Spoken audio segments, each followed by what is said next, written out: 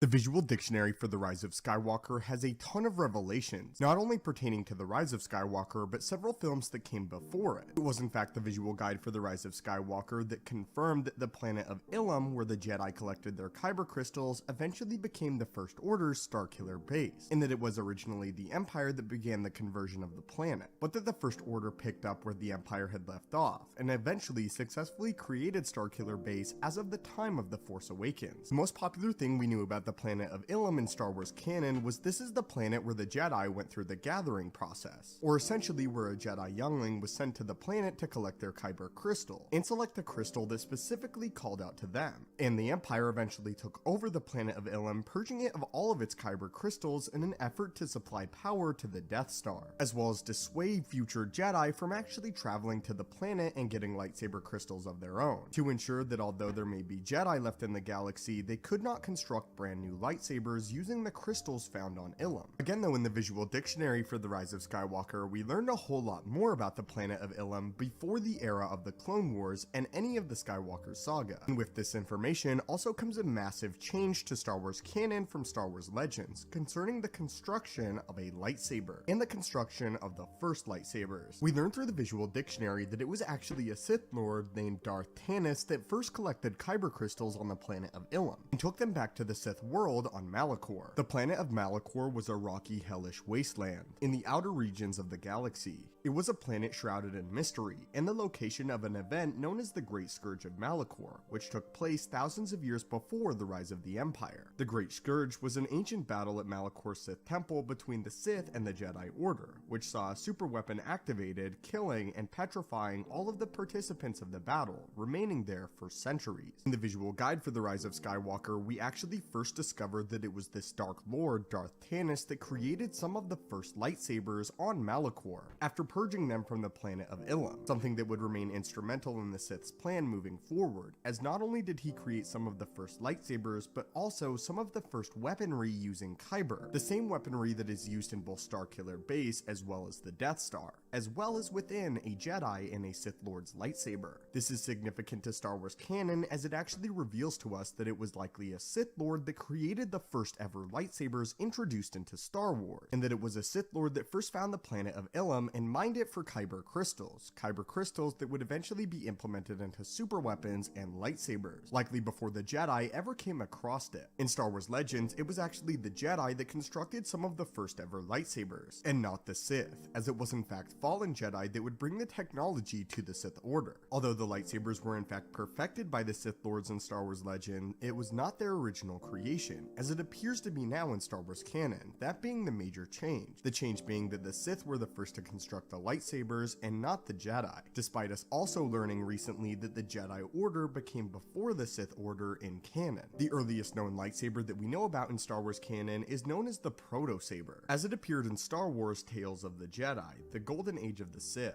This is considered the earliest lightsaber that we currently know about in Star Wars canon, with this what it has to say about the design of the Proto-Saber. The hilt of the Proto-Saber had a crossguard, though without a vent like the crossguard sabers have, and two prongs sticking out on either side of the top. When ignited, white energy would light up between the two prongs. When we encounter the Proto-Saber, it is in the possession of Darth Vader on Vader's castle, and it apparently has great significance to the Dark Lord of the Sith, although we do not know why. In Star Wars Rebels, we also saw the cross-guarded lightsabers on the planet of Malachor specifically, as the cross-guarded lightsabers were the ancient design of the lightsabers in Star Wars canon. Anyway though, the massive change again is that it is revealed that it is likely the Sith that created the first lightsabers in Star Wars canon, and not the Jedi as they did in Legends. But what are your guys' thoughts on this, and the fact that it was likely a Sith Lord that ventured to the planet of Ilum first, and then perfected Kyber weaponry on the planet of Malachor, with the Jedi likely creating and inheriting the weapon slightly later on? Anyway my friends, leave your thoughts on this canon change in the comments down below.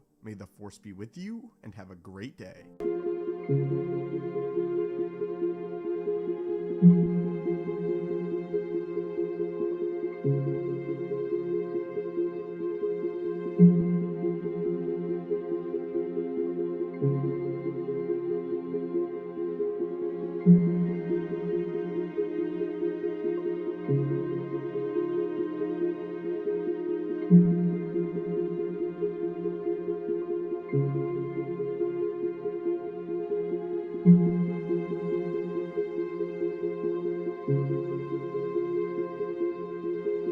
you.